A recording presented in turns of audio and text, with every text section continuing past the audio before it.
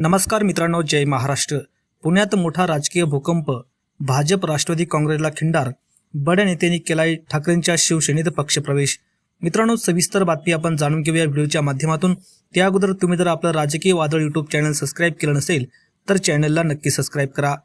राज्यात सध्या स्थानिक स्वराज्य संस्थेच्या निवडणुकाचं बिगुल वाजलंय। नगर परिषद आणि नगरपंचायतीच्या निवडणुका पार पडल्या।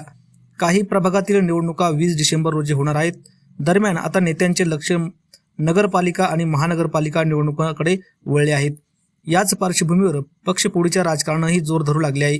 दरम्यान आगामी निवडणुकीच्या पार्श्वभूमीवर भाजप आणि राष्ट्रवादी काँग्रेस पक्षाला मोठा धक्का बसला असून पक्षातील कार्यकर्त्यांनी आणि पदाधिकाऱ्यांनी उद्धव ठाकरे यांच्या शिवसेनेत प्रवेश केला आहे। पुण्यात राजकीय घडामोडींना वेग आला आहे। भाजप राष्ट्रवादीच्या कार्यकर्ते आणि पदाधिकाऱ्यांनी पक्षाची साथ सोडली आहे। त्यांनी आगामी स्थानिक स्वराज्य संस्थेच्या निवडणुकीच्या पूर्वीच ठाकरेंच्या शिवसेनेत प्रवेश केला आहे। तसेच राष्ट्रवादी काँग्रेसचे माजी नगरसेवक सुनील गोगले यांनीही शिवबंधन हाती बांधलं आहे।